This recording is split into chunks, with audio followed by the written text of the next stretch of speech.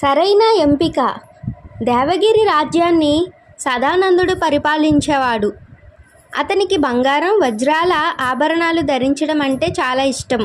ఇతర రాజ్యాల నుంచి కూడా ఆభరణాలు తయారు చేసే వారిని రప్పించుకునేవాడు. వాటి కోసం ఎంత డబ్బు అయినా ఖర్చు చేసేవాడు.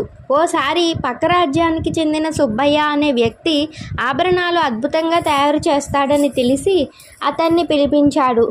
సదానందుడు లక్షల్లో డబ్బు ఖర్చు చేసి నచ్చినట్లుగా ఆభరణాలు చేయించుకున్నాడు. అంతేకాకుండా అతని పని బాగా నచ్చడంతో ఆస్థానంలోనే ఉద్యానవన సంరక్షణ విభాగంలో ఉద్యోగం ఇచ్చాడు. ఇష్టం లేకపోయినా మహారాజు మాట కాదనలేక కొలువులో చేరాడు సుబ్బయ్య. కానీ అతనికి ఆ పని తెలియకపోవడంతో ఆ వ్యవస్థ మొత్తం అస్తవ్యస్తంగా మారింది. ఇంతలోనే సదానందుడి పుట్టినరోజు వచ్చింది. ఈరోజు సుబ్బయ్య ఆయన దగ్గరకు వెళ్ళి, మహారాజా, నేను మీకోసం ఎంతో కష్టపడి మీ బొమ్మ గీయించి తీసుకొచ్చాను, తీసుకోండి అంటూ అందించాడు. ఆ బొమ్మ చూసిన మహారాజుకి ఒక్కసారిగా కోపం వచ్చింది. అసలు ఎవరి బొమ్మ గీసింది? నన్ను అవమానించడానికే ఇది తీసుకొచ్చావా అని సుబ్బయ్య మీద అరిచాడు మహారాజు.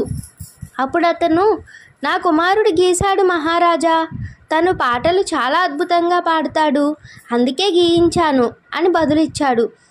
పాటలు బాగా పాడేవాళ్లతో పాటలు పాడించాలి, అంతేకాని బొమ్మలు గీయిస్తారా అని కోపంగా అన్నాడు రాజు. మరి నగలు అందంగా చేస్తానని తెలిసినా మీరు నన్ను ఆస్థానంలో వేరే పనికి నియమించడం కూడా సరైంది కాదు కదా మహారాజా అన్నాడు సుబ్బయ్య. దాంతో తన పొరపాటు తెలుసుకున్న మహారాజు సుబ్బయ్యను మళ్ళీ తన రాజ్యానికి పంపించాడు. ఈ కథలోని నీతి, ఎవరు చేసే పని వారు చేస్తేనే ఆ పని అందంగా ఉంటుంది. ఇలాంటి మరిన్ని వీడియోస్ కోసం లైక్ చేయండి. మరిన్ని వీడియోస్ కోసం ప్లీజ్ సబ్స్క్రైబ్.